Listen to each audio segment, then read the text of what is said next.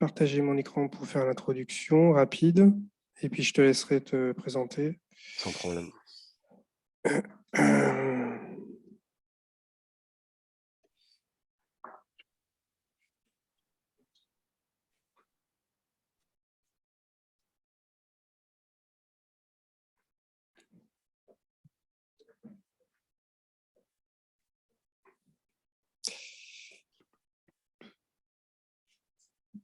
Tu peux lancer le recording, c'est bon.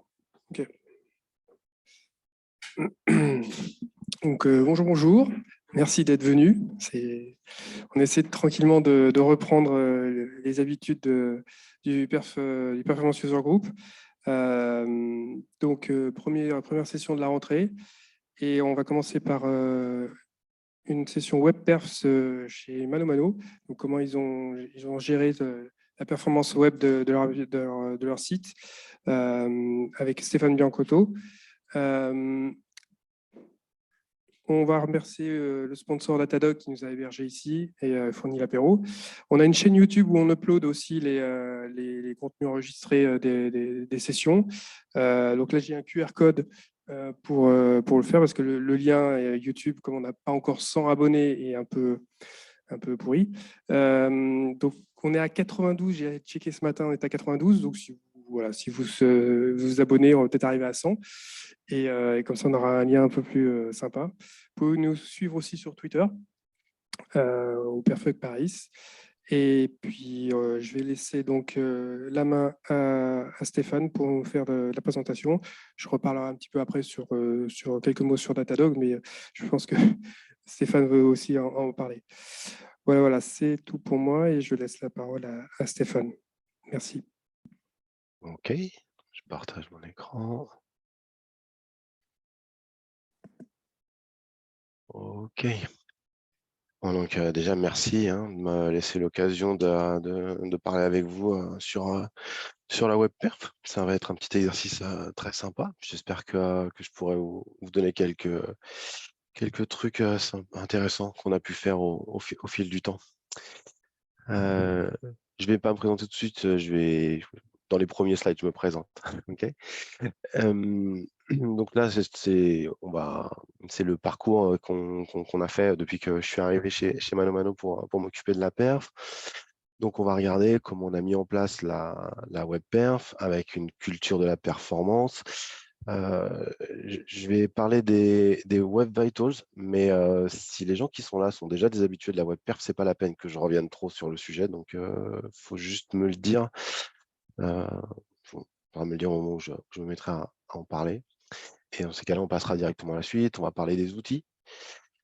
Et puis après, on va parler une gestion aveugle. Au début, on avait quelques métriques, mais pas grand-chose. Et du coup, on a commencé à aller chercher des métriques et ensuite le pourquoi. Et ensuite, on a fouillé, on en a trouvé d'autres. Ça nous a intéressé.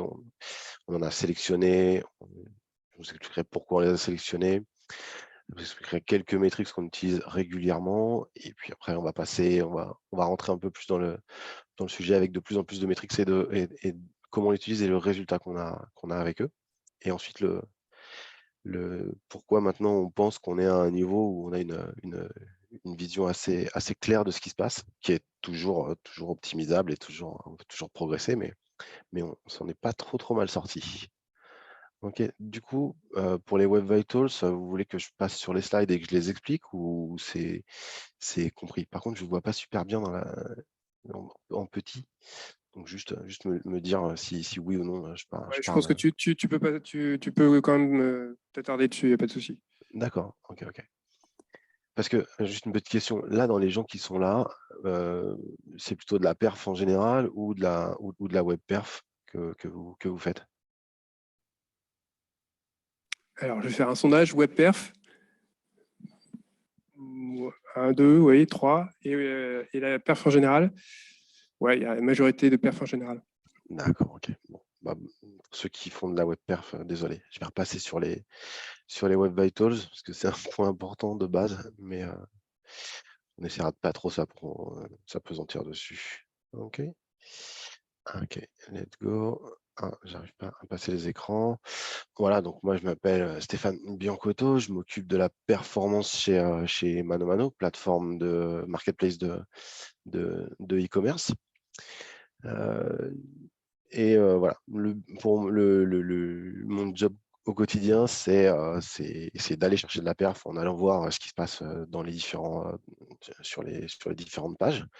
Mais surtout, et c'est là que c'est important, c'est expliquer aux gens ce que sont les métriques qu'on a, voir avec eux les métriques dont ils pourraient avoir besoin et les aider à progresser là-dedans. Et surtout, dans l'idée que la perf, c'est important et qu'il faut la faire pendant qu'on développe et pas une fois qu'on a mis en ligne et qu'on se rend compte qu'on est en perte. Alors ça, c'est le côté intéressant de Datadog, entre autres, parce que c'est chez eux qu'on envoie tous nos métriques, c'est qu'ils nous permettent d'avoir des dashboards, des widgets où on contrôle ce qui se passe. Mais voilà, l'idée générale, c'est de faire de la perf, comprendre pourquoi et où on peut gagner, et aider les gens à l'avoir toujours en tête et à travailler avec. Alors, ok.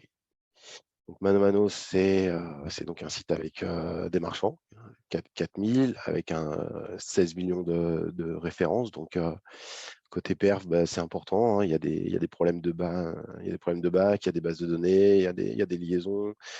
Il y a de la gestion de stock, il y a de la gestion de vente, de comptes, etc. Donc, il y a énormément de sujets et d'endroits où aller chercher de la perf. Il y a 50 millions de visites par mois, ce qui nous fait à peu près 100 millions de pages vues, toutes plateformes confondues, parce que il y a cinq domaines, France, Espagne, Allemagne, Italie et Angleterre. Et 7 millions de clients actifs. Ça, je ne sais pas trop, je l'ai rajouté. Ok. Donc, pourquoi on a besoin de la web perf pour commencer quand on a un site web et comment on va essayer de la mettre en place. Donc déjà, le premier truc, c'est que moi, je suis tout seul à la web perf, mais en fait, euh, c'est pour ça que j'essaye de mettre en place de la culture de la web perf, c'est que tout seul, je ne peux pas tout savoir, je ne peux pas intervenir sur tout ce qui est, comme on le disait, back, infrastructure et front, etc. J'aimerais bien avoir toutes ces connaissances, mais j'ai qu'une connaissance semi-superficielle. Donc, on a besoin de que tout le monde adhère au fait qu'on veuille être performant. On a besoin que ce soit dans tous les esprits, pas seulement dans la tech. On a besoin que ce soit aussi chez les gens qui s'occupent du tracking, chez les gens qui s'occupent du marketing. Bon, après, il y a des gens qui naturellement le font. Hein. Le SEO, c'est très lié à de la web perf. Mais voilà, on a besoin de diffuser la culture de la web perf à tous les niveaux et pour tout le monde. Okay. Et on a besoin aussi que ce soit bien intégré dans l'esprit des gens, parce que comme toute entreprise, il y a du turnover, donc il y a des gens qui s'en vont, et il y a des gens qui arrivent, et on va leur expliquer, mais on va le prendre d'un seul coup, donc on a besoin que les collègues des uns et des autres soient toujours très insistants sur le point. Et on verra au fur et à mesure dans la présentation comment on a fait pour en mettre pour distiller un peu de web perf quotidiennement dans l'entreprise.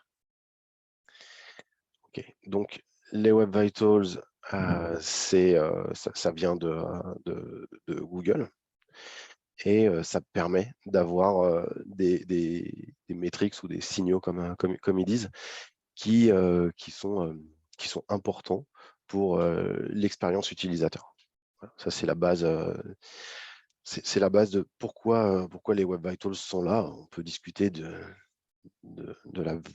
potentiellement d'autre chose. Hein. Google est censé crawler quelques milliards de sites web quotidiennement. Donc, plus ils sont rapides et plus ils sont légers, et plus c'est facile pour eux aussi. Hein. Ça peut être pris en compte. Mais au final, c'est vrai qu'en tant qu'utilisateur, plus un site va vite et plus on est content. Oups. Donc, les Web Vitals, il y en a 3 principaux qui sont ceux qui sont les plus utilisés. On verra qu'il y en a 2 qui sont en train d'arriver sur le marché. Pour l'instant, ils sont en mode expérimentaux. Mais c'est important Google est sympa et sur les page speed tests, il nous donne les notes et les scores.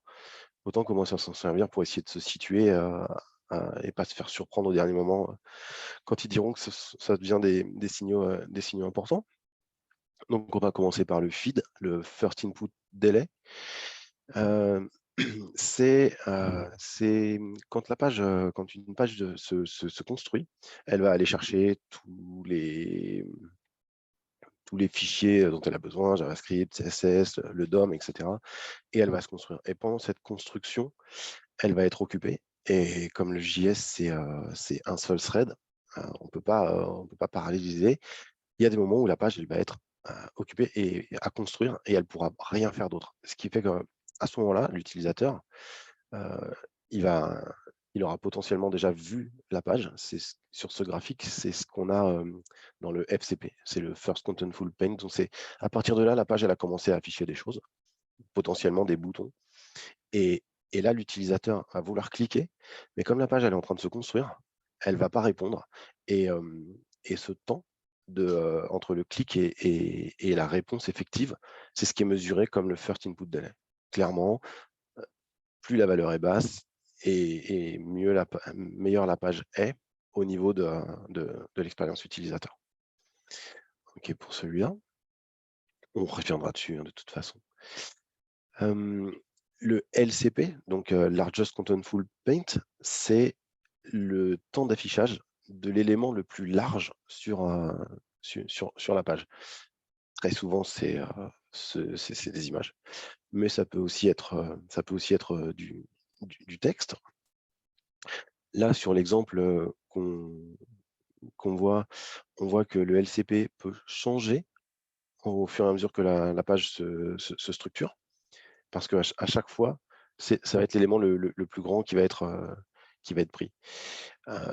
Pour la petite histoire, il y a des gens qui trichent sur le LCP et qui font des images de 1 pixel super légères qui font 99% de la taille de l'écran. Mais bon, je pense qu'un jour, ça ce sera détecté et la note en pâtira. Mais aujourd'hui, c'est une technique qui fonctionne.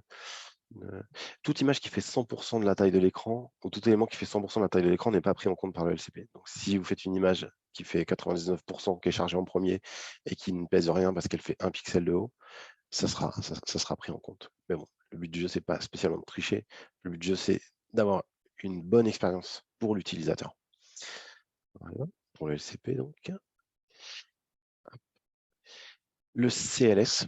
Donc le CLS, c'est le Cumulative Layout Shift. C'est quand la page se construit, les mouvements qui sont faits et qui font que le contenu va se décaler. Il y a énormément de sites avec beaucoup de contenu publicitaire qui ne corrigent pas le CLS parce que justement, le contenu s'affiche, vous allez cliquer dessus, et en fait, au moment de cliquer, c'est une pub qui est apparue et vous allez cliquer sur la pub. Donc là, on voit l'exemple qui est plutôt sur le fait de confirmer un achat ou non.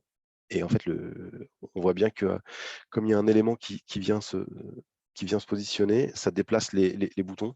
Et en fait, oui, la personne confirme, ce qui est une expérience plutôt frustrante, clairement. OK. L'INP, donc l'interaction Next Paint, c'est ce que je vous disais juste avant, c'est des métriques qui sont là. Google donne des notes. Et mais pour l'instant, c'est pas pris en compte. L'interaction de Next Paint, c'est pour mesurer la responsiveness de la page. Désolé, j'ai pas spécialement le mot en français du coup.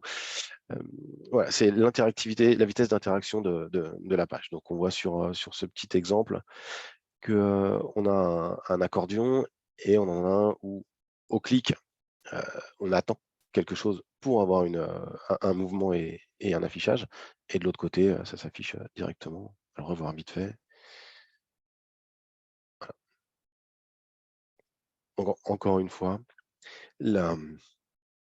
l'expérience utilisateur, c'est effectivement une action, une réponse visuelle ou sonore.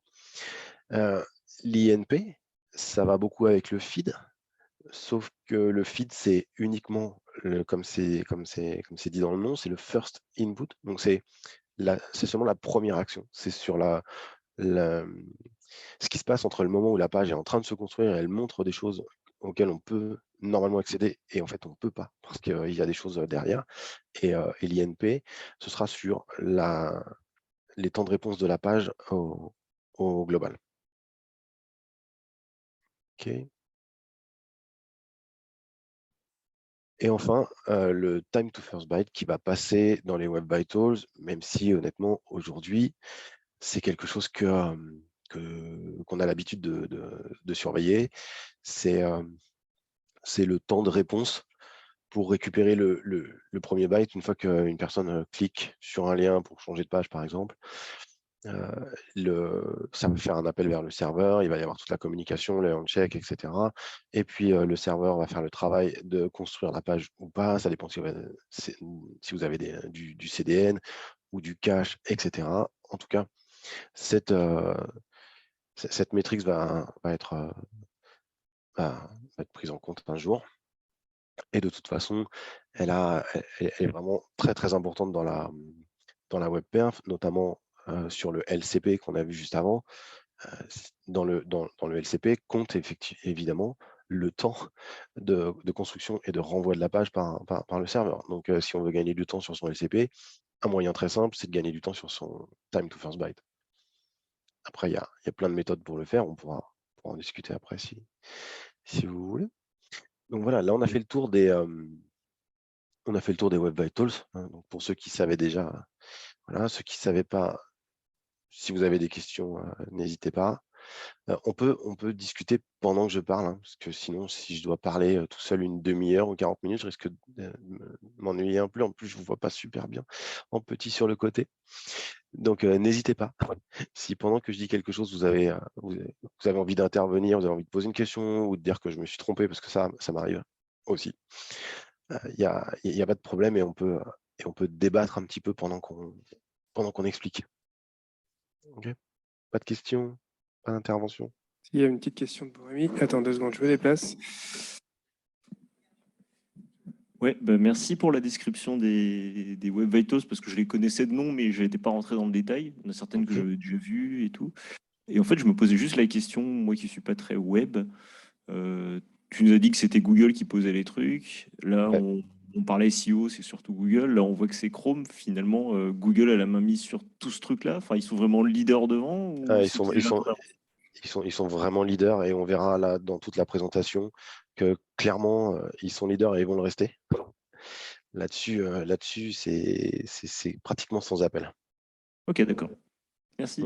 Mais on pourra en reparler après. On va voir là justement en découvrant un peu les outils. Clairement, tout vient de chez eux. Donc on va commencer par celui-là. Ok. Dans les outils qu'on utilise, on a besoin de Metrics. Et alors dans les Metrics, je vais juste faire un petit rappel. On a deux types qui sont très importants de différencier. On a les métriques de lab, donc c'est les synthétiques. Ça va être du test, ça va être de la mesure de temps de réponse des serveurs, ou ça va être, il y a un outil qu'on verra après qui s'appelle Lighthouse, qui va faire un test avec plein d'audits sur une page et qui va nous donner des notes et des indications de ça c'est bon, ça c'est pas bon, etc. Donc ça c'est du synthétique. Ça permet de tester en local ou sur nos serveurs. Et puis il y a le RUM, qui est le Real User Monitoring, qui est de la data qu'on récupère de l'utilisateur. On verra aussi comment on fait par la suite, mais en fait on arrive à avoir nous et Google, encore une fois, on arrive à avoir cette donnée, c'est super important parce qu'autant, comme d'habitude, on le sait, un test en local ou un test, moi tout seul, sur ma machine surpuissante de mecs qui bossent tous les jours avec un ordinateur, c'est pas du tout la même chose que la personne qui vient avec son téléphone portable qui a 5 ans et sa connexion pourrie. C'est pas du tout le même résultat. Et c'est super important de connaître le résultat de cet utilisateur. Et donc pour ça, les navigateurs Chrome, alors c'est vrai que c'est Chrome. Par contre, j'aurais pu aller chercher les chiffres, mais je pense qu'aujourd'hui, Chrome a gentiment au bas mot 80% du marché du navigateur. Donc, on peut quand même se fier à ce qui se passe. En tout cas, à partir de Chrome, Google récupère les valeurs des Web Vitals et tout est accessible dans BigQuery. Tous les mois, il y a un dataset qui sort avec toutes les... il y a 8 millions de sites web dedans, qui sont les sites web qui ont le plus de trafic. Et pour ça, Google, si on veut fouiller là-dedans, on va avoir pour chaque tranche de 100 millisecondes, on va avoir les temps, le nombre d'utilisateurs, etc. C'est super pointu, mais c'est trop. Donc en fait, il y a une API qui s'appelle la Chrome User Report Experience, CRUX.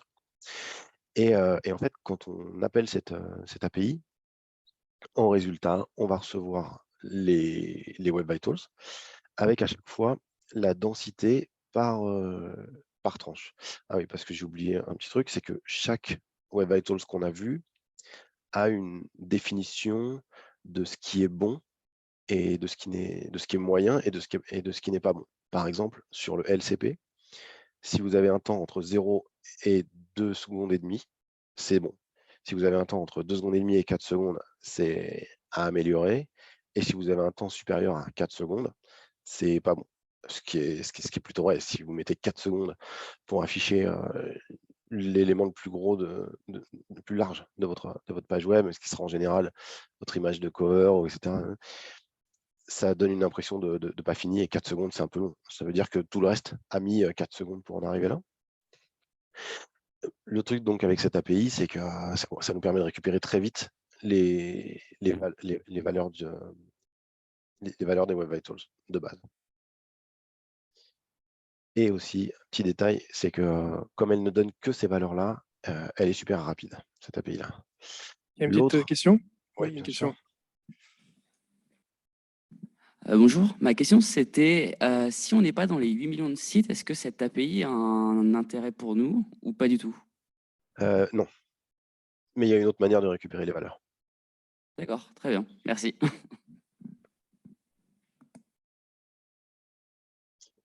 Ensuite, il y a l'API PageSpeed, toujours de chez Google. Cette fois-ci, elle va nous donner les mêmes résultats que pour le CRUX, sauf que cette fois-ci, elle va nous donner les résultats du CRUX de deux façons, par page. C'est-à-dire, en fait, sur votre site, vous avez, je prends l'exemple de ManoMano, mais si on parle de site en général, on a une home page, on a une page qui liste le contenu d'une catégorie et une page qui va donner le détail d'un article de blog, d'un article de e-commerce ou du détail de quelque chose. Donc, l'API PageSpeed, qui est utilisable de plusieurs manières. On peut aller sur le site web pagespeed.web.dev, qui va nous donner, on met l'URL de son site et il va nous donner les résultats. On peut l'utiliser directement, en API. C'est ce qu'on fait nous. Donc là, ce que je vous ai montré, c'est un résultat, c'est le JSON qui nous est renvoyé. Dedans, on va avoir beaucoup de choses. On va parler, mais alors pour le CRUX, on va l'avoir pour la page en question, donc juste la page, c'est-à-dire que, par exemple, sur la home, vous allez avoir un feed qui va être à 110, et alors que l'origine, c'est le site web complet, c'est la moyenne de toutes les pages. Vous allez avoir une valeur plus grande ou plus petite, selon la valeur de la page consultée. Donc, pareil, là, vous allez avoir la répartition avec les chiffres pour la page en question que vous consultez et aussi pour l'origine. Vous pouvez choisir les données que vous voulez et aussi, et c'est là que tout l'intérêt est, c'est le résultat d'un test Lighthouse. Donc Lighthouse, on va passer à la suite, c'est justement une belle transition. Lighthouse, encore une fois, je suis désolé, ça vient de chez Google. Mais pour le coup, vous ne trouverez pas d'outils meilleur que celui-là en ligne. GTmetrix utilise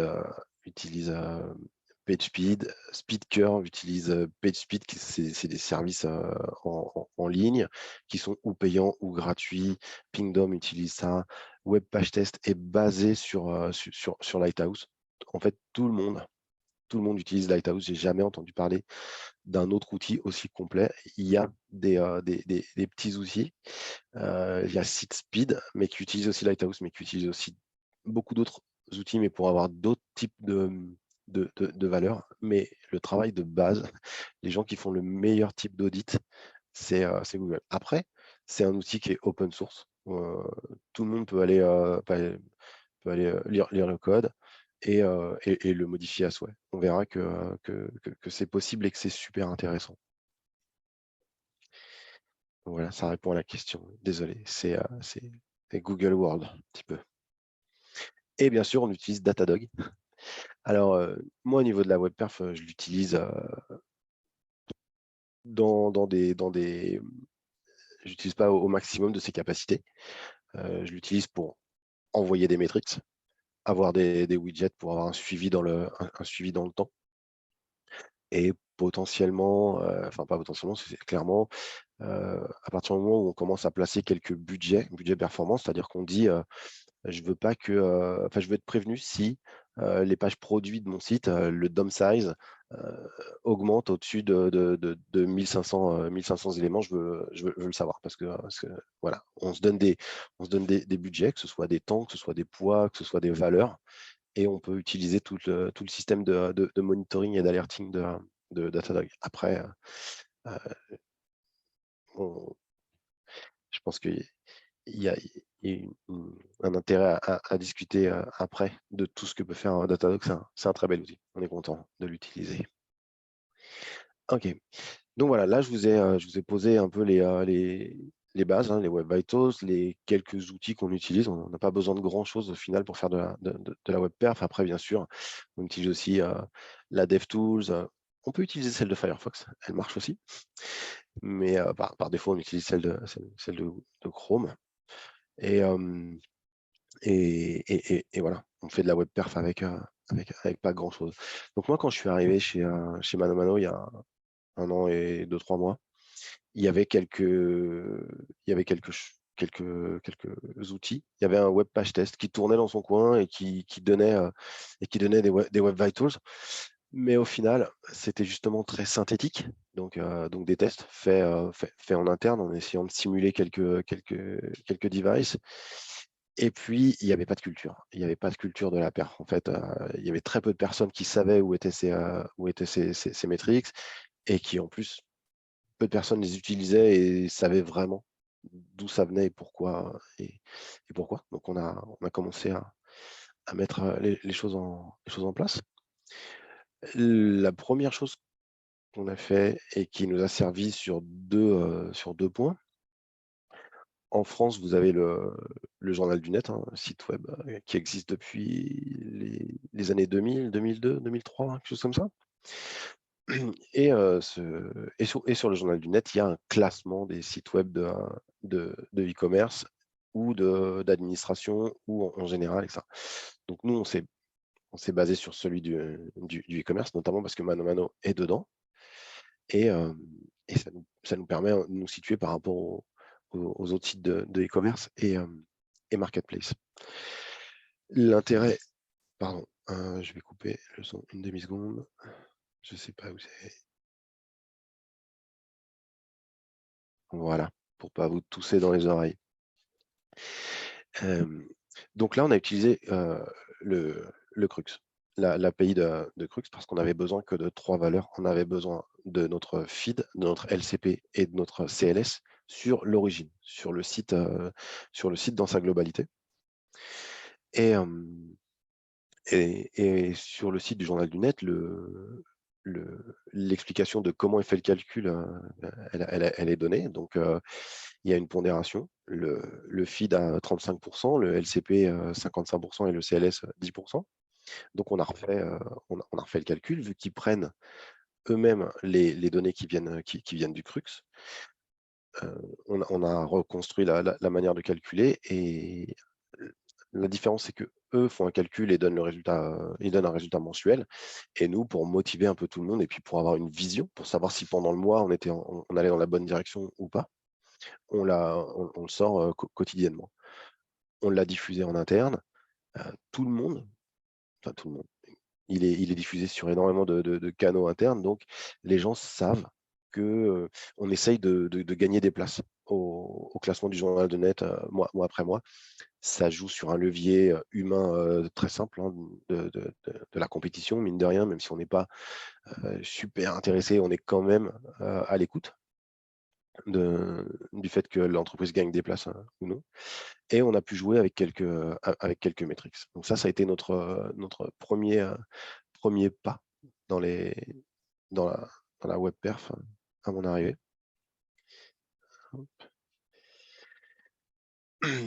J'ai sauté une page ou non? C'est bon? Ok. J'aurais peut-être dû le faire dans l'autre sens. Bon, juste un truc.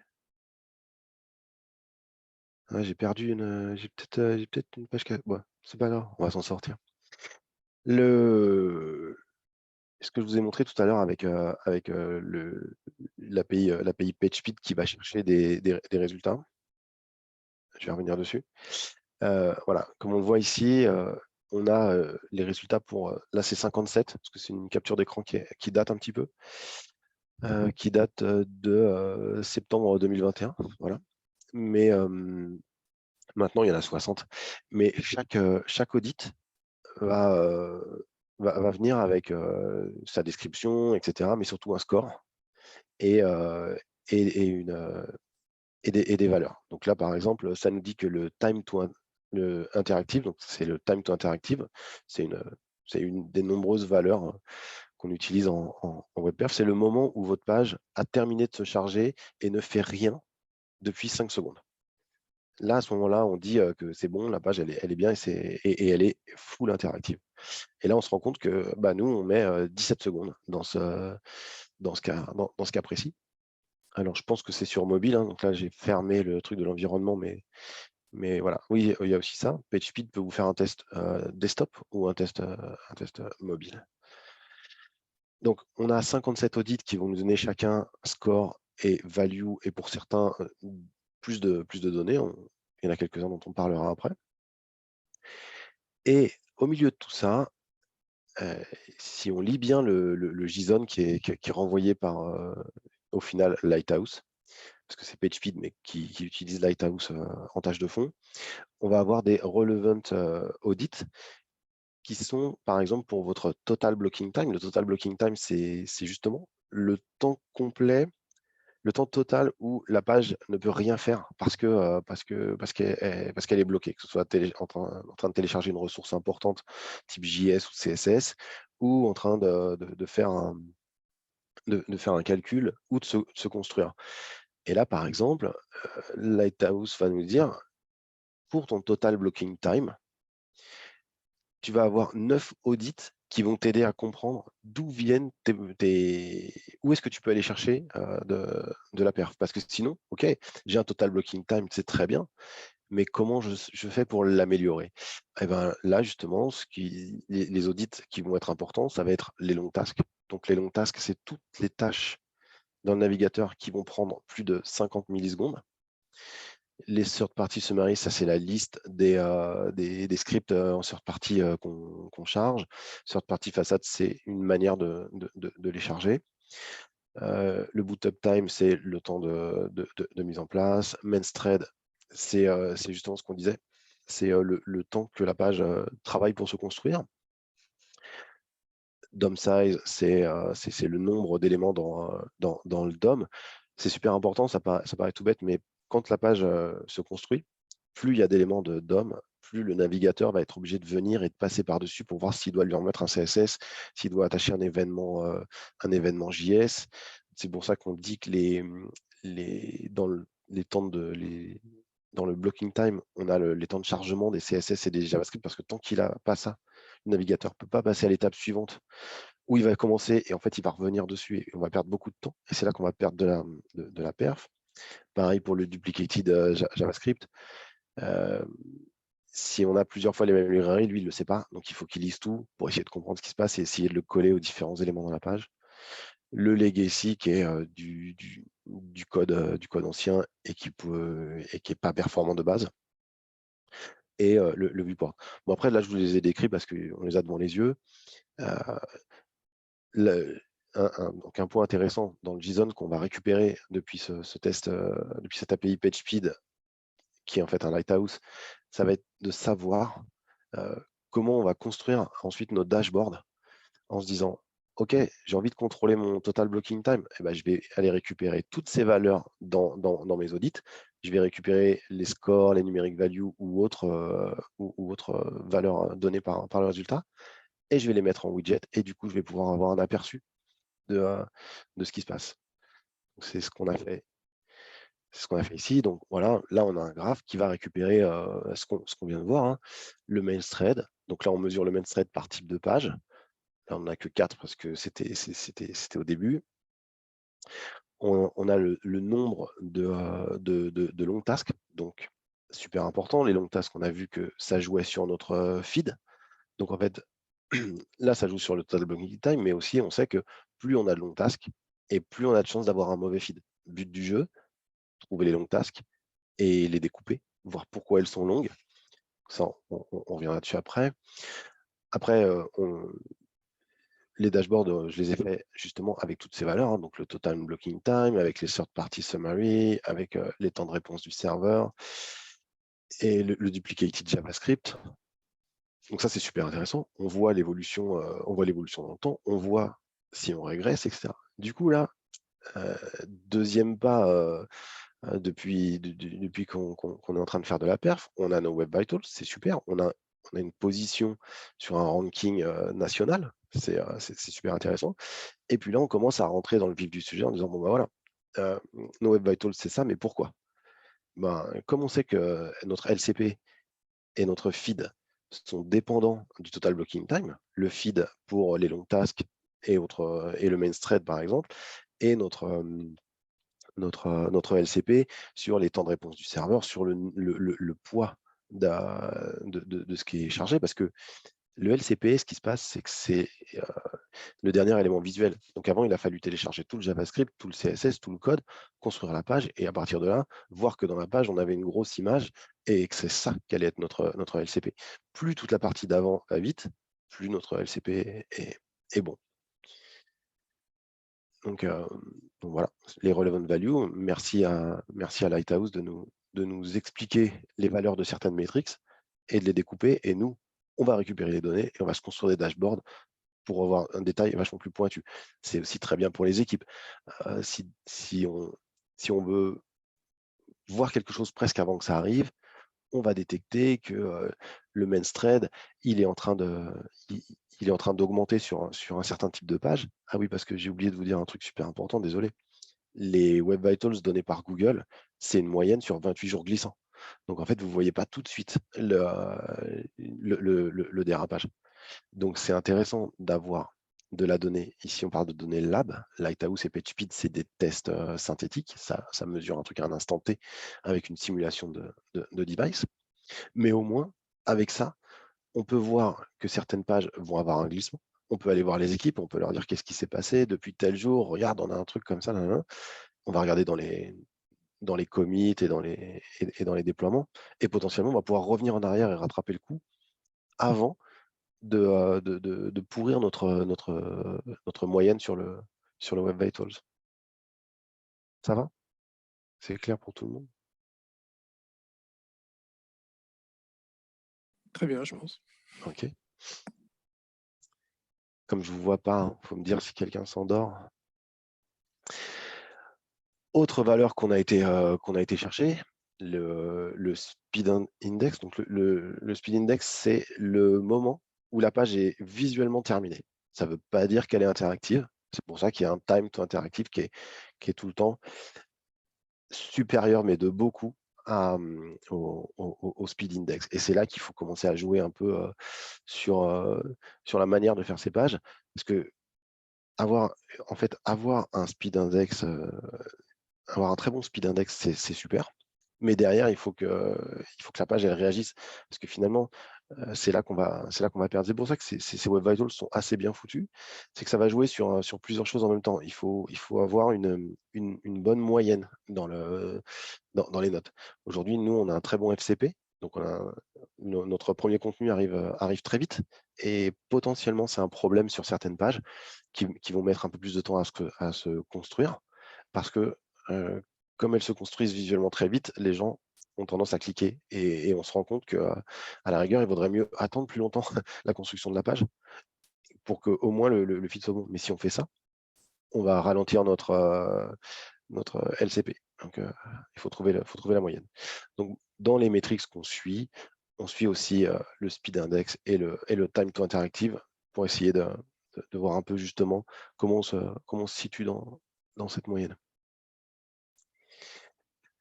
Donc là, on a déjà pas mal de données. On est content, on a bien avancé, on a vu, on a des Web Vitals, on sait de quoi ils sont composés, on sait mesurer de quoi ils sont composés, on sait mesurer page par page.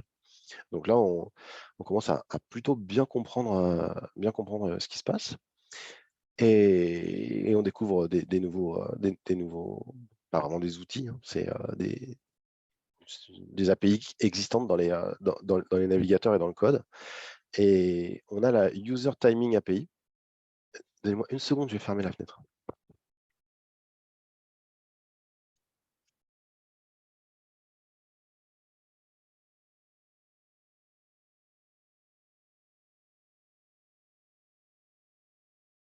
Voilà, pardon. Donc, User Timing API, c'est une API existante que tous les navigateurs comprennent. Et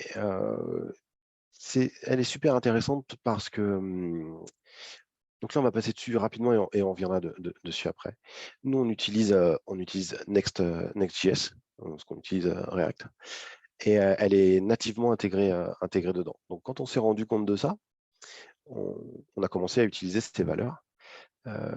Cette capture d'écran, la première en haut, c'est on voit les User Timing API dans la Chrome DevTools. Tout le monde sait ce que c'est la Chrome DevTools, en fait, parce que comme il y a des gens qui sont pas front. Oui, c'est bon. C'est bon. Donc le gros intérêt de ces valeurs, c'est qu'elles apparaissent dans la DevTools. Donc un dev peut bosser en local et regarder s'il gagne ou s'il perd du temps. Donc on a ici les deux valeurs que Next nous donne, c'est le before hydration et l'hydration quand il a fini. Ça nous permet de voir le temps que prend la page pour se construire au niveau de Next. Télécharger tous les chunks JS et les mettre tous ensemble et comprendre ce qui s'est passé, et ensuite aller chercher les données pour hydrater les différents blocs. Donc là, on s'est fait pareil, on a encore fait des widgets, on en a plein partout. Et puis plus on a de métriques et plus on fait de widgets, c'est intéressant. Surtout, ce qu'on voit, c'est que en jaune ici, c'est notre speed index.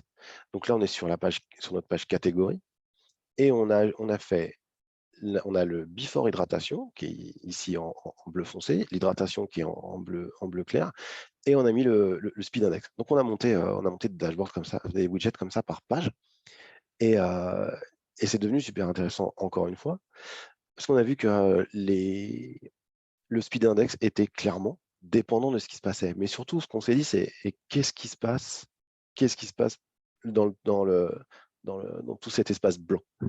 Donc, c'est ce qu'on va voir après. On a été chercher un peu plus loin. Mais voilà, encore une fois, d'autres data, et pareil, ça nous permet de suivre.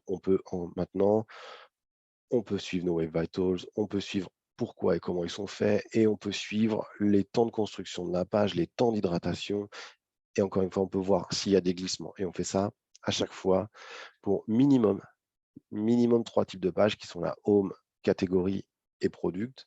Mais on commence à avoir, vu que maintenant les gens, c'est bien, on va revenir un peu sur la culture de la perf, tout ça au fur et à mesure, ça a été donné et ça a été montré aux équipes de dev. Et chacun est venu en disant je peux avoir des pages, des pages à moi, donc moi je fais ça, moi je fais tel type de page. Et donc aujourd'hui, on a plein de types de pages qui sont sous test lab. Et ça permet à toutes les équipes de se monter des dashboards dans tous les sens en récupérant plus ou moins de métriques selon leur appétence.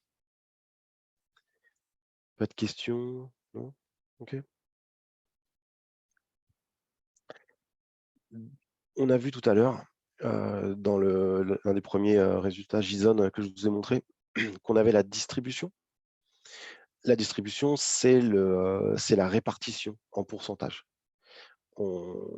Donc, on sait par exemple que notre LCP sur notre homepage, il va être de 1 seconde 9. D'accord. Mais ça, c'est le percentile 75 de notre total.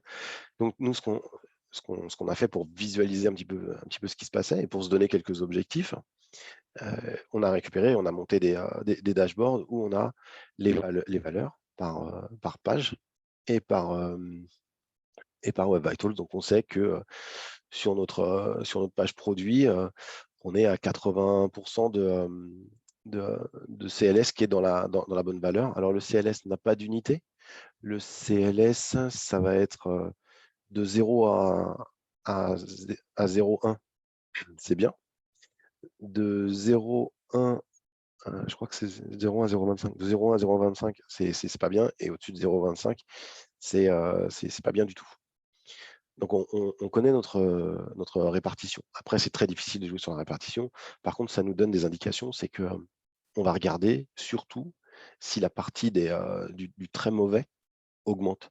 Parce que votre valeur de Web Vitals, elle peut rester la même. Mais finalement, on va savoir que dans le futur, elle risque de perdre si le taux de mauvais augmente, parce que ça va réduire le taux de improve, mais ça ne va pas toucher au bon. Mais finalement, sur le percentile 75, ça finira par avoir un impact. Et de toute façon, s'il y a une régression, c'est toujours ceux qui ont les plus mauvais devices qui vont commencer par vous le remonter. Les gens qui ont des grosses connexions et des grosses machines, finalement, la régression, ils la sentent pas trop passer. Quelqu'un qui a un vieux téléphone pourri au milieu d'un champ, lui, si la page, elle met 100 millisecondes de plus à se charger, il va le noter tout de suite. Donc voilà, on a aussi fait des beaux dashboards avec la distribution. Donc là, on commence à avoir énormément de métriques dans tous les sens, à savoir les utiliser, à les comprendre. En plus, avec le temps, on les voit bouger et on commence à s'habituer à ce qui va se passer quand on voit des mouvements. Donc là, on est parti d'une gestion aveugle, on ne voyait pas grand-chose. On voit bien que maintenant, on commence à avoir une vision un peu moins aveugle, et donc on voit flou. On voit des choses, on sait mesurer, on sait comprendre ce qui se passe. Et donc, on est passé dans une autre étape où on a été fouillé un peu plus loin. On a parlé de l'API user timing. Et en gros, le user timing, c'est comme un console log, mais propre. Et donc, en fait, c'est des marqueurs. C'est des API qui sont dans le JavaScript, hein, donc c'est utilisable par tous et tout le temps. Et on a commencé à en mettre au niveau de tous nos composants. Par exemple, là, donc ce qu'on voit, c'est qu'on a on a notre page qui va avoir un temps de rendu total. Et puis en dessous, on va avoir les différents blocs qu'on a dans cette page, les différents composants qui vont chacun avoir leur marqueur de start et de end et leur mesure. Le côté génial de ce type de marqueur, c'est qu'en fait, vous l'avez là au niveau de la DevTools, donc ça permet aux devs de bosser et de voir ce qui se passe. Mais en plus, Lighthouse va pouvoir les récupérer, c'est-à-dire que pendant les audits qui sont faits de manière récurrente, hein, toutes les 10 minutes, en fait, on fait un synthétique sur nos pages. on va récupérer les valeurs de tout ça parce qu'elles sont lisibles. Elles sont lisibles par Lighthouse. Donc, c'est un super bon indicateur. Et si vous faites un test PageSpeed test dans une page web, vous allez avoir la liste de tous les marqueurs. Donc vraiment super intéressant. Et ça va très très loin. Vous allez jusqu'au niveau jusqu'où vous voulez en fait. Dans un composant, vous pouvez en avoir plusieurs, etc. Et ça joue pas. Ça joue pas sur le. On n'a pas de perte de perf à vouloir mesurer trop de perf. C'est pas un truc gênant. Et ça nous a donné aussi quelques indications parce que visuellement, en fait, on s'est rendu compte qu'on avait des pages avec des composants qui faisaient des re-renderings. Donc là, par exemple, on voit que quand on l'a mis en place, on s'est rendu compte que notre page catégorie, elle était rendue une première fois et elle était rendue une deuxième fois. Et donc, on perdait 127 millisecondes bêtement, juste dans quelque chose qui allait donc nous rajouter du temps dans les long tasks, ce qu'on a vu tout à l'heure. Parce que pendant que le navigateur refait un rendu, bah, il est occupé à refaire un rendu. Il n'est pas occupé à laisser l'utilisateur utiliser la page. Donc vraiment un bel outil User Timing API est utilisable par tout le monde. Et ça, on peut le voir aussi dans un Firefox. D'ailleurs la meilleure doc sur les User Timing, c'est MDN qui la donne. Ok, donc on continue. On va chercher de plus en plus de data. On a vu tout à l'heure que c'était super important le temps de construction de notre page, le temps de téléchargement des différents chunks, etc. Donc, on s'est mis aussi à mesurer pendant notre phase de CI, à mesurer le poids du JS par type de page. Parce que donc on mesure également, là, j'ai pas de capture d'écran, j'ai zappé un peu le sujet, mais je peux en parler. On a la base commune de notre JS, donc on la mesure et on la surveille. Et on mesure aussi toutes les pages. Pareil, super intéressant, ça nous permet de voir les glissements, ça nous permet de voir quand il y a des progressions qui sont faites. Et surtout, ça nous a permis de détecter très souvent dans le merveilleux monde du JavaScript, on va charger un paquet, un npm ou yarn, on se trouve. Et en fait, ce paquet, il va en télécharger 50 autres. Et finalement, dans ces autres-là, il a pu se passer quelque chose de pas super. Et du coup, la librairie, la sous-librairie qui est chargée, au lieu de faire 3K, elle en fait 25. Ben ça nous permet de le détecter. On a ça. Et là, on voit, alors on ne le voit pas très bien sur celle-là, mais on voit qu'on a des lignes ici qui ne suivent pas la ligne globale et qui vont monter d'un coup. Clairement, c'est parce qu'au moment où il y a eu ce déploiement et donc ce build dans la pipeline, à la mesure du poids pour cette page, on a récupéré trop une librairie externe qui pesait trop lourd. Et du coup, voilà, détection, correction et remise en ordre. Donc voilà, on a beaucoup parlé de nos données de lab et de mesure de ce qu'on faisait en interne. On travaille aussi avec le RUM. Alors pour le coup, le RUM, on utilise des trucs à nous.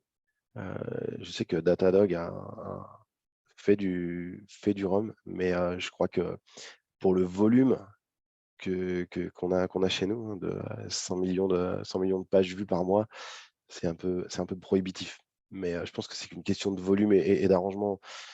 C'est pas moi qui gère trop cette partie-là. Mais je sais que quand j'ai voulu utiliser le RUM de Datadog, on m'a dit qu'on allait attendre un petit peu. Donc on utilise le RUM d'une autre manière qui fonctionne tout aussi bien. Il y a une librairie qui est open source. Encore une fois, désolé, elle est faite par Google. Ils sont super présents dans la WebPerf. C'est eux qui lead, hein. C'est eux qui poussent la WebPerf. D'ailleurs, si la WebPerf a fait un bond, c'est parce que l'année dernière, au mois de mai, ils ont dit que justement, les Web Vitals allaient servir au ranking des sites web. C'est là que tout le monde s'est réveillé et s'est dit, c'est peut-être super important de regarder ce qui se passe. Et au mois d'avril de cette année, ils ont fait la même chose pour le desktop. Donc oui, c'est eux qui poussent très fort. Après, ils donnent des outils. Hein. Ils donnent des outils pour corriger et pour faire des choses bien et ça se sent. Donc Next.js, intègre Web Vitals JS, qui est une librairie qui va nous envoyer pour chaque page les Web Vitals. Donc, pour l'instant, juste les trois officiels, hein, FID, LCP, CLS, et aussi le time to first byte. On a aussi les données expérimentales, mais pour l'instant, on les suit depuis les résultats des API Google et on ne s'est pas mis à les surveiller nous-mêmes. Parce qu'en fait, on ne travaille pas spécialement dessus. Je vais juste boire un coup.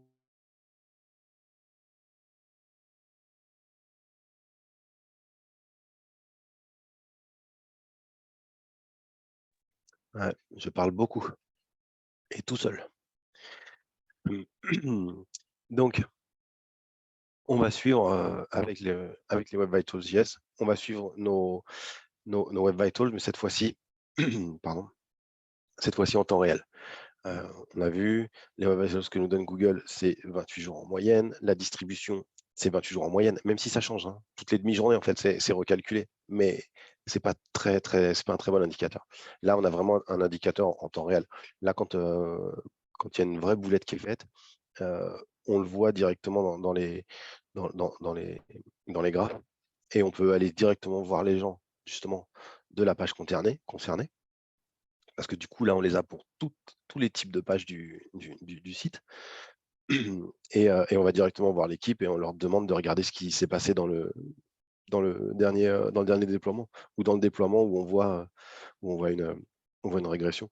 J'aurais dû vous faire des captures d'écran de trucs qui n'allaient pas plutôt que de trucs qui fonctionnent normalement. Je les changerai. Après, dans le RUM, le gros intérêt, c'est qu'on peut obtenir une très très haute cardinalité. Par exemple, on va avoir les devices, on va avoir les browsers, on va avoir. On peut aussi, à un moment donné, on a essayé, mais c'est beaucoup trop de données pour le coup, pour le feed, de savoir sur quel bouton les gens avaient cliqué, pour savoir quels étaient les boutons qui réagissaient plus ou moins vite, parce qu'on utilise pas mal de techniques de lazy hydratation, de lazy loading ou de prefetch. Donc, c'est-à-dire que quand on fait un rollover sur un élément, il va aller chercher les assets de la page suivante. Alors ça, c'est intéressant si la personne, elle clique. C'est pas intéressant si la personne, elle passe au-dessus de 17 éléments dans la page et en fait, le navigateur, il commence à travailler sur le préfetcher 17 pages. Et en plus, ça peut bloquer. Et au moment où la personne clique, on peut perdre du feed, par exemple. Donc, on avait commencé à mesurer ce genre de choses. C'est dans l'idée, on va continuer, mais le problème pour nous, c'est que ça a une trop haute cardinalité et c'est compliqué à gérer. Donc, on y viendra. C'est le futur. Il y a une question? Bien sûr. Je te laisse prendre un peu de ton souffle. Ouais, merci, sympa. Ouais, question sur le RUM, du coup, c'est tous les devices qui envoient les informations. Ouais. Et ça arrive où chez vous? Ça va direct chez Datadog ou? Ça arrive. Alors, ça passe dans un petit web service en Go. D'accord.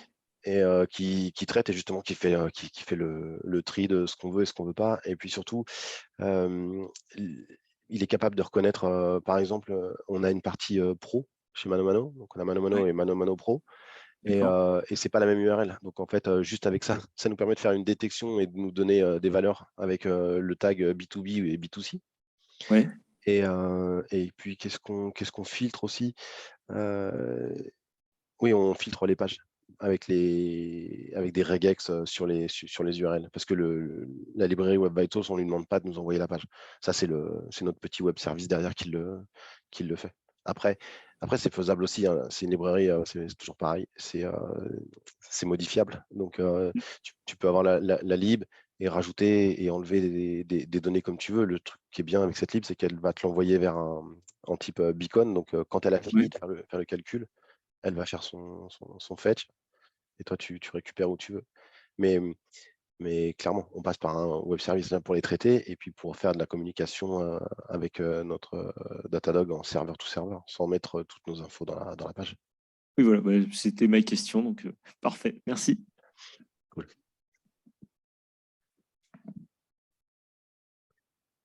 Donc, on a beaucoup parlé de métriques, de tests, de lab, de ROM, etc.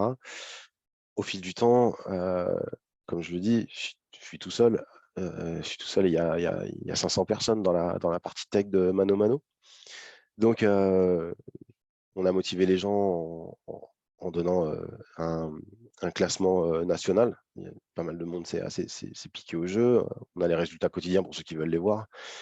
Après, on a des Tech Weekly donc où on va en parler. Mais bon, après, je communique avec tout le monde, je vais voir les équipes en essayant de comprendre ce qui ne va pas dans leur page, etc., de voir comment les aider à détecter des choses, donc en leur montrant les dashboards. Mais ce qui fait beaucoup progresser la culture de la perf chez nous, et je pense que c'est général, c'est de regrouper les gens. De regrouper les gens sur des événements en particulier. Pour l'instant, on a plusieurs types d'événements. On a fait un expérience business accélération. Ça, c'est très sympa. En fait, ça m'a permis à moi pour le coup, mais celui qui est l'organisateur peut demander toutes les ressources qu'il veut pour quelques jours. 3, 4, hein, c'est déjà beaucoup. Donc là, pour le coup, on n'est pas parti trop loin, on est resté super raisonnable. Mais donc, on a fait 4 jours. Et on a travaillé sur ce qu'on a vu tout à l'heure sur le poids des JavaScript pour chaque page. Et là, ce qui est bien, c'est qu'en fait, on a regroupé les feature teams et les gens. Et ce qui s'est passé, c'est qu'on a fouillé. Donc, on a pris des outils pour faire du coverage. Donc, on a vu le pourcentage de JS non utilisé par les pages. Et on a fouillé, et là, les gens ont beaucoup échangé. Il y avait différentes équipes. Ce qui se passe, c'est qu'il y a des équipes qui sont très jeunes en termes de composition et de gens qui sont dedans, parce que ceux qui étaient plus anciens sont partis ou ont changé d'équipe. Donc, ils n'ont pas une super connaissance de leur propre code, mais surtout, ils n'ont pas une super connaissance de la plateforme complète. Et le gros intérêt de faire un événement comme ça, où on va réunir plusieurs feature teams ensemble, parce qu'aussi, il faut voir que Mano Mano, c'est 3 bureaux, Paris, Bordeaux, Barcelone. Et depuis l'année dernière, juillet, c'est full remote. Donc les gens ne se croisent pas nécessairement. Les gens travaillent dans leur feature team et ont très peu d'interactions. Quand ils ont une interaction, c'est sur un truc particulier. Là, on est sur un event de plusieurs jours où on a l'opportunité de perdre du temps, entre guillemets, à juste discuter. Et quand quelqu'un vient en disant « Ah, voilà, j'ai fouillé dans le JavaScript de ma page product, il y a ça, qu'est-ce que je vais en faire ?» Et là, il y a une personne d'une autre équipe qui dit « Ah, mais attends, moi j'étais dans ton équipe avant, ou j'ai entendu dire que, et potentiellement ce truc-là, il est utilisé parce que ceci, parce que ce service externe, parce que cela. » Et ça a généré une super ambiance et beaucoup de transmission de connaissances. Donc ça, c'est l'un des super bons effets de faire ce type d'événement, que ce soit un EBA ou un hackathon. On a toujours cet effet avec des anciens qui ont l'expérience et qui ont le legacy, l'historique du site et du pourquoi. Et puis, on a aussi les gens qui sont de l'équipe qu'on appelle Core, qui, eux, sont les gens qui vont pousser très fort sur l'infrastructure, comment on construit le site. Et c'est intéressant que eux soient là pour expliquer pourquoi c'est comme ci et pourquoi c'est comme ça. En plus, c'est des gens qui sont assez hauts en niveau, donc ils ont aussi un effet mentor et explication. Donc, vraiment super intéressant. Et puis finalement, on a quand même travaillé et on a quand même réduit le poids de nos JS sur différentes pages. Et pas tout pendant l'événement, mais il y a certaines équipes qui sont parties avec des modifications à faire, sachant quelle était la modification, mais impossible de la faire sur les 4 jours parce que ça demandait de bouger des trucs, ça demandait de voir avec d'autres services, de changer quelques manières de faire des appels. Et il y a l'effet longue traîne qui fait que les problèmes sont résolus après. Et l'effet longue traîne dans l'esprit des gens, c'est qu'ils ont participé à un événement de perf et ils ont compris pourquoi on luttait, et ils ont vu comment ça se faisait et qu'il y avait d'autres personnes. Donc pareil, petite émulsion sympa. On a fait aussi des hackathons. Hackathons, c'est pareil, c'est un sujet qu'on veut fixer, mais on le fait en 2 jours. Donc, on en a fait un sur justement du long task hunting, c'est-à-dire que donc on a vu, je ne vous l'ai pas montré, mais si vous voulez, après, on regardera des choses. Dans le Chrome DevTools, on voit les long tasks. Et l'intérêt, encore une fois, c'était la même chose. Plusieurs équipes, on a été regarder dans les différentes pages des uns et des autres. On a trouvé des long tasks. C'est un flame graph, donc on a une super bonne description de ce qui se passe. Et là, il y a des gens qui disent « Ah oui, mais ça, c'est comme ça parce que ceci ». Et là, il y a encore une fois échange de connaissances et on a aussi réglé des choses. On a aussi, lors de ce hackathon en particulier, quand il y a une longue task, il y a une manière assez simple de l'enlever, c'est de lazy loader le composant. Parce que peut-être que vous avez une longue task sur un composant qui n'est pas dans le viewport. Donc, l'intérêt, c'est qu'au début du chargement, tout se charge, etc. Et puis, quelque chose qui est dans le footer, on n'a pas besoin de le charger tout de suite, donc on va gagner du temps si on le sort.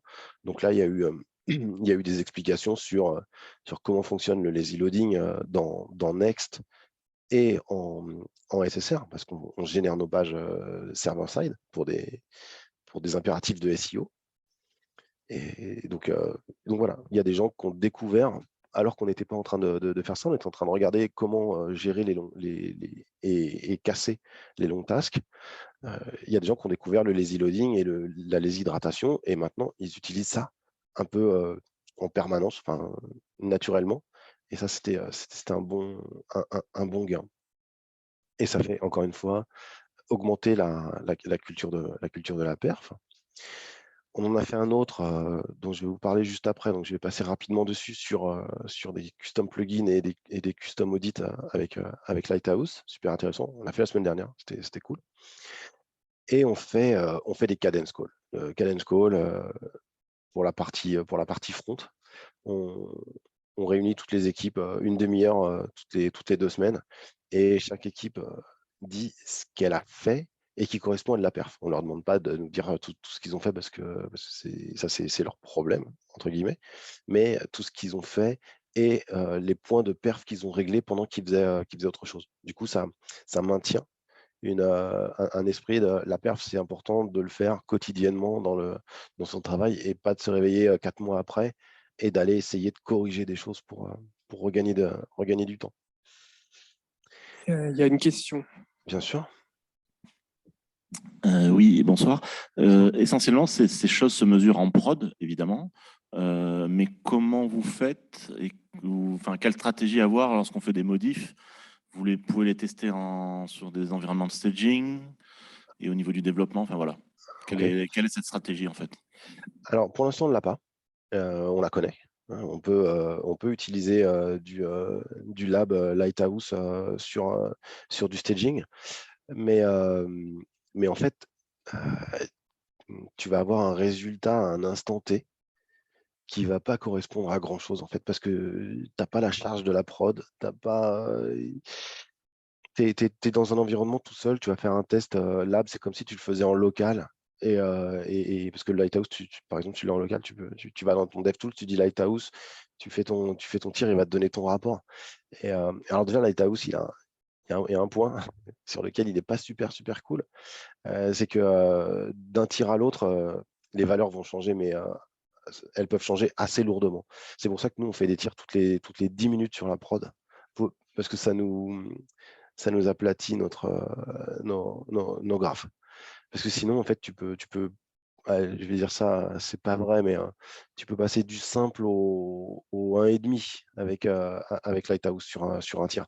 Donc faire ça sur du staging et le faire dans de la CI, c'est pas gagnant en fait. J'ai regardé, on y a beaucoup pensé. Il y a pas d'intérêt parce que ça se fait. Il y a un Lighthouse spécifique CI, et de toute façon on peut tirer tout simplement un Lighthouse pendant la CI. On peut le tirer sur une URL d'Int ou une URL de staging, mais si ça bloque une merge request ou un déploiement, franchement, les gens, ça va les saouler. Parce qu'on va dire quoi? On va dire on veut que notre performance, elle ait une note de minimum 60 sur 100. Et si on est à 59, ça ne va pas passer. Et du coup, ils vont être obligés de repasser une pipeline c'est des pipelines qui sont relativement longues, hein. On déploie quand même un site énormissime et qui est pour l'instant en front monolithique. On travaille sur du module fédération, spoiler alerte. Mais, mais pour l'instant, en fait, il faut builder tout le site et il faut le déployer. Et ça, pour les 5 domaines, ça servirait pas à grand chose en fait. Donc, du coup, les modifs sont faits un peu en aveugle et le résultat obtenu est un peu inattendu. On espère que ça va être bon. Alors, c'est pas fait en aveugle parce qu'on a vu qu'on avait beaucoup d'outils on a tous les temps sur les composants, etc. dans la DevTools. Donc, si les équipes bossent bien, elles vont vérifier et elles peuvent faire des tirs Lighthouse sur leur propre machine. Après, je sais qu'il y en a qui utilisent des petites extensions qui te calculent le CLS, etc. Donc, il y a moyen de tester en local. Ils ont aussi moyen de tester avec du tir depuis leur machine sur une URL en intégration ou en staging. Mais effectivement, on n'a pas dans la CI un vrai bloqueur et une mesure, parce qu'en fait, cette mesure, elle servira à rien. Ou alors, j'ai pas encore trouvé le point qui fonctionnerait pour la manière qu'on a de bosser, mais à chaque fois que j'ai regardé et que je me suis dit, parce que oui, il y avait cette idée de bloquer si on n'obtenait pas certaines notes. Mais il y a tellement de volatilité dans les résultats de Lighthouse que ce serait un peu au petit bonheur la chance. Donc ça ferait recommencer les pipelines. Et comme je disais, la perf, elle est beaucoup dépendante de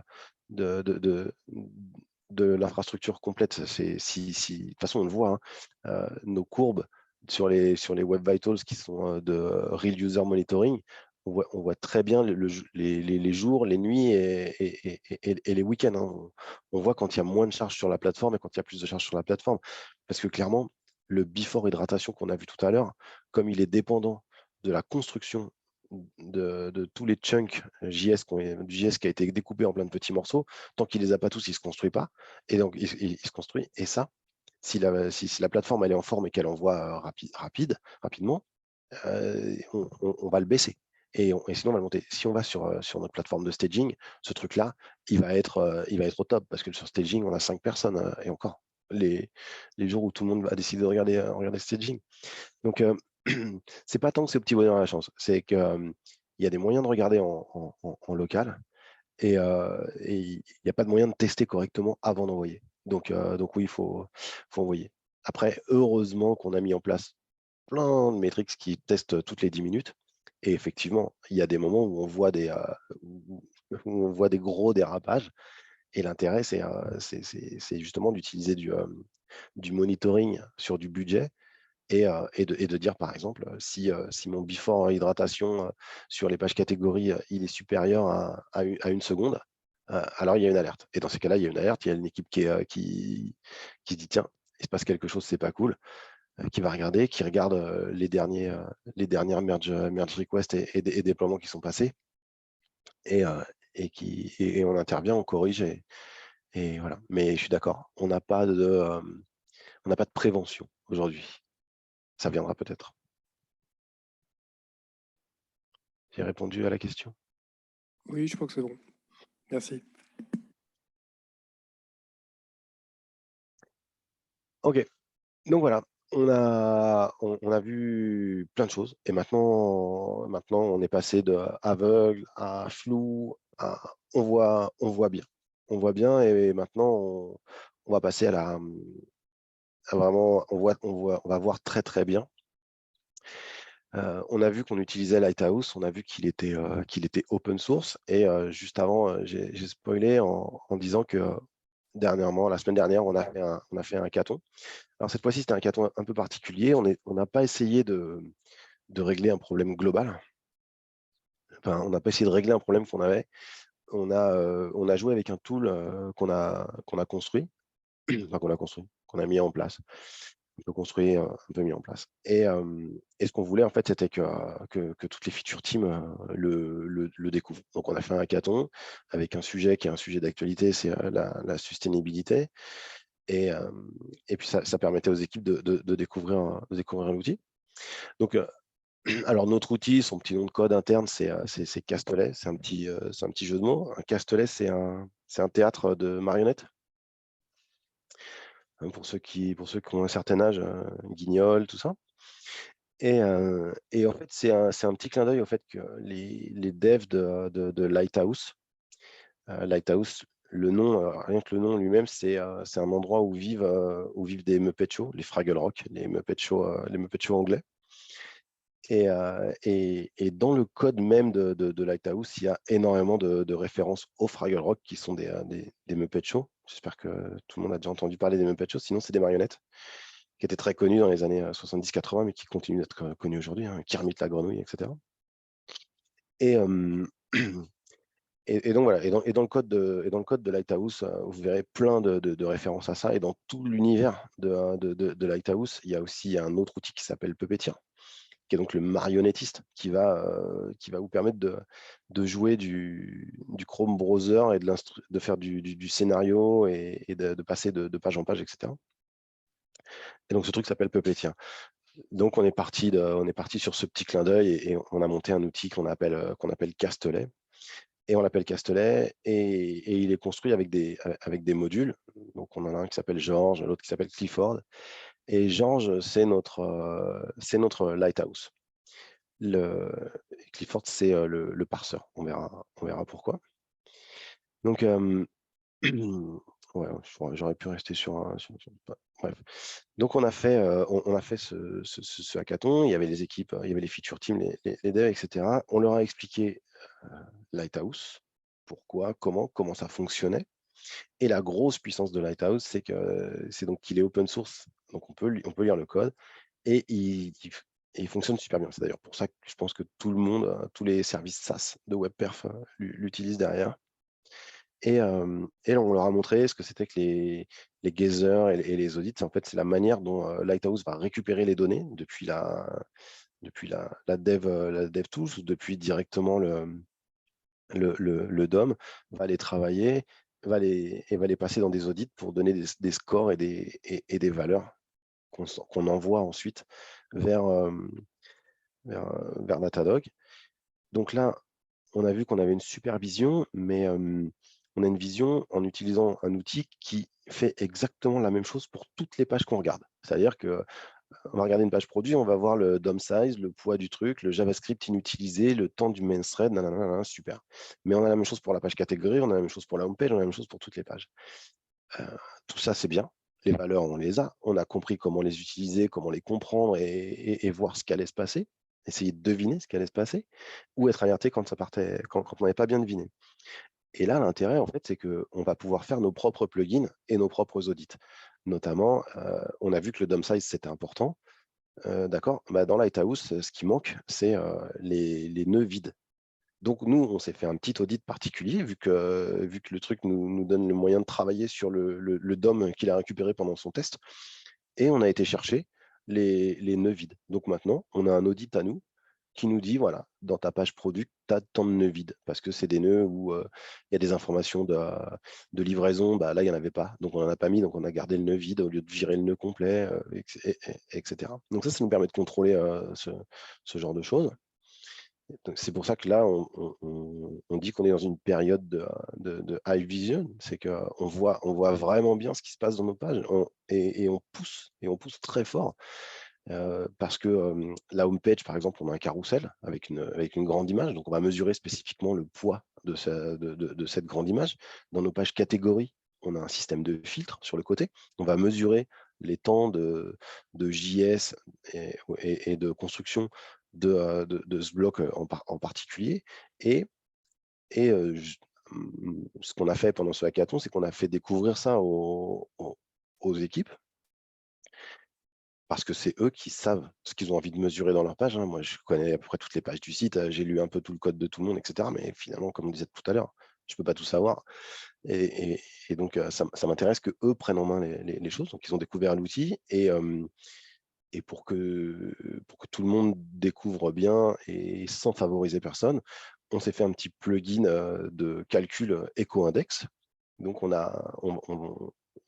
maintenant, on va aussi envoyer nos données sustainabilité dans Datadog et avoir des widgets qui vont nous permettre de suivre la note, notre score éco-index. Score éco-index, c'est assez simple. Hein. C'est pas moi qui fais le calcul. On l'a récupéré d'une association Green IT qui a mis son code en open source et qui fait une extension navigateur pour faire des tests. Bah là, au moins, ça devient automatisé et en plugin.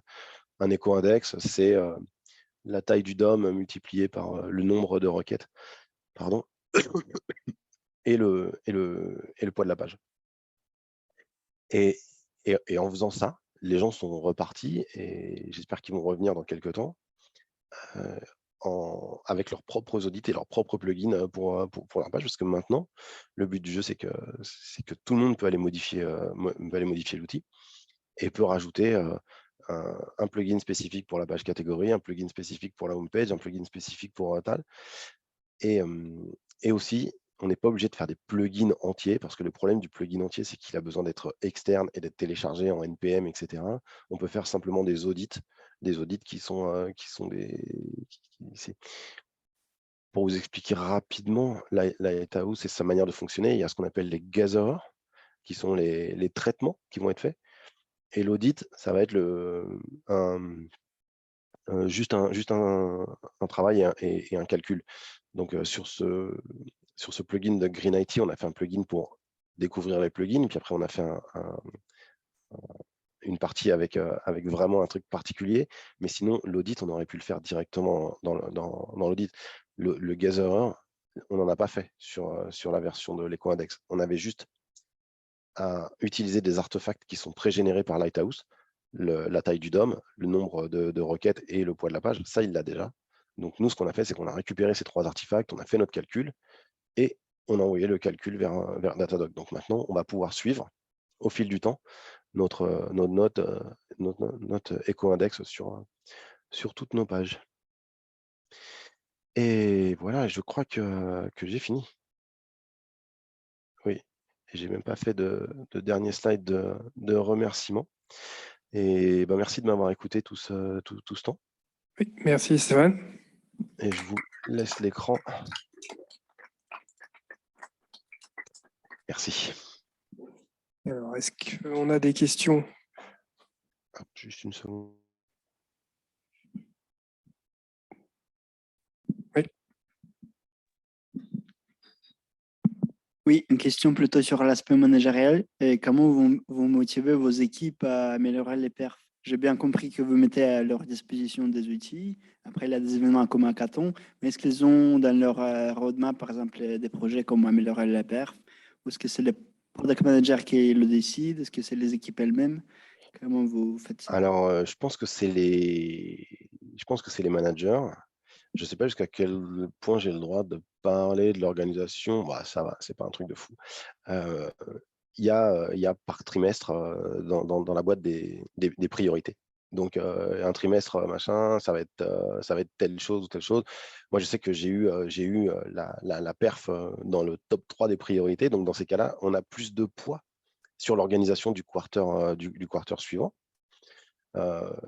Après, moi, il y a un levier sur lequel je travaille beaucoup, c'est que plus le site est performant et mieux c'est pour l'utilisateur, mais surtout, plus ça génère de conversion et plus ça vend, quoi. Tout le monde le dit, tout le monde le prouve, on a des chiffres en interne. C'est on fait le plus de ventes avec les gens qui ont un LCP inférieur à 3 secondes. C'est très clair. Donc ça, c'est dans les esprits. Moi, je n'ai pas de pouvoir managérial. Je suis dans une équipe qui s'appelle la Pulse. On gère des choses comme l'observabilité, la FinOps, la perf, le chaos. On est super externe à tout le monde. C'est pour ça que je suis advisor. On est conseil. On va regarder ce qui est possible. On va discuter avec les équipes pour comprendre le pourquoi du comment. Et pour revenir sur ta question, est-ce que les gens, dans leurs objectifs de trimestre pour leurs variables, ont des tâches qui sont en rapport avec la perf? Je ne sais pas. Je dirais tant mieux si c'est le cas. Mais surtout, je pense que c'est pas la perf, et c'est ce que je disais au niveau de la culture, et c'est ce qui s'est passé tout au long du truc. On a parlé beaucoup là de data, mais tous ces métriques, je les ai pas fait pour moi, je les ai fait pour les gens, et je les ai fait pour qu'ils s'intéressent à ce qui se passe dans leur page. Et je crois qu'on a réussi à peu près à avoir une bonne compréhension et appréhension de la performance. Après, il y a aussi des leviers faciles à utiliser, hein. Quand tu as un site avec un gros budget marketing pour pour faire du trafic payant, et que tu pousses en disant que tu peux gagner X% de ce budget marketing en ayant du trafic gratuit parce que ton site il est performant et donc il a un bon SEO, il est bien crawlé et il est bien référencé. Et surtout, après, quand les gens viennent sur ton site et que ton taux de rebond il est faible, et surtout ton site est bien référencé, donc Google, pour ne parler que de lui, envoie quelqu'un vers ta page web, et que cette personne reste sur ta page web, il considère qu'il va la redonner à quelqu'un d'autre sur une prochaine recherche parce que le SEO était bon et a répondu à la demande du client. Et les Web Vitals, en fait, ça a été quand ils l'ont mis en place et qu'ils ont expliqué pourquoi ça rentrait dans le ranking. Les Web Vitals, c'était pour dire à 2 sites équivalents en termes de contenu, celui qui aura les meilleurs Web Vitals, il sera mieux positionné dans les résultats de recherche. Donc, il y a plein de leviers qui font que les managers peuvent pousser auprès des devs. Mais honnêtement, je pense qu'on a réussi à construire une super communauté de perf en faisant les événements. Les gens sont vraiment pushers. Il y en a qui sont plus même ambassadeurs, qui vont faire super gaffe aux gens de leur équipe au niveau performance. Et il y en a plein maintenant, je suis content, qui viennent me voir en me disant ah, on a testé ça, on a compris ça, c'est super cool. Et dans nos cadence calls, on a des gens qui viennent et qui expliquent des choses aux autres personnes. Donc, il n'y a pas vraiment d'objectif perp. Je pense pas. C'est une question que je pourrais poser. C'est vrai que je ne me suis jamais posé la question. Mais non, je pense qu'aujourd'hui, on a plutôt construit une bonne culture de la perf versus de l'objectif. Voilà, mais je ne suis pas sûr à 100% de ma réponse.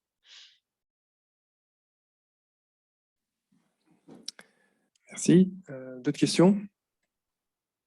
Oui, Borémy.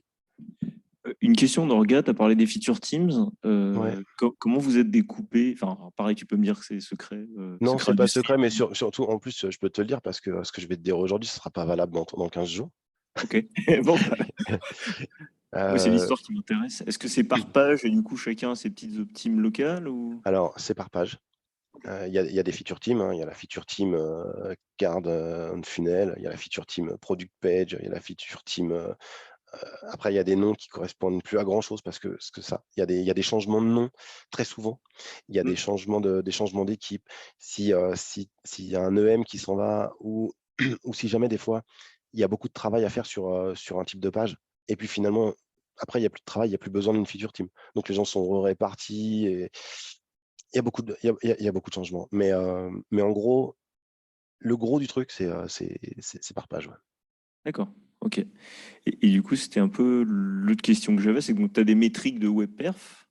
Tu disais qu'il y avait une corrélation avec vos impacts business. Est-ce que c'est quelque chose auquel justement les équipes sont sensibilisées? Parce que j'imagine que tu n'as pas les mêmes objectifs si tu es sur la partie search que sur la partie, je sais pas, affichage enfin, la conversion, le funnel, les choses comme ça.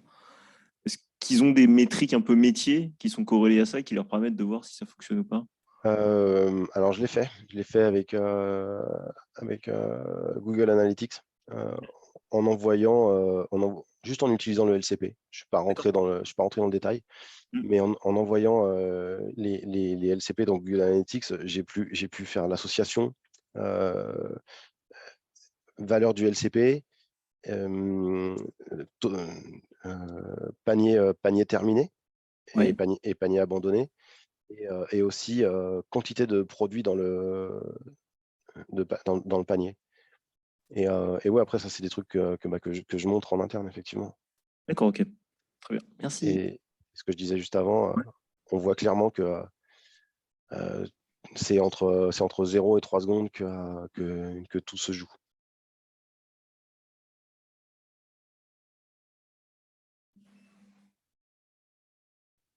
D'autres questions? Non. Je crois qu'on va s'arrêter là. Merci. Je vous en prie. Merci de m'avoir écouté. C'est très intéressant en tout cas. Merci beaucoup, Stéphane. Puis je vais te laisser manger. Ouais, ça va. Alors pour le coup, full remote, ça marche bien. J'habite en Espagne. Ma compagne n'est même pas encore rentrée, donc je suis là. Mais est-ce que là, vous allez parler d'autre chose ou c'est la fin et vous allez à l'apéro? Ouais, nous on va à l'apéro là. Tout à fait. Bien. Je peux parler un petit mot du sponsor, mais bon, tu en as déjà beaucoup parlé de Datadog.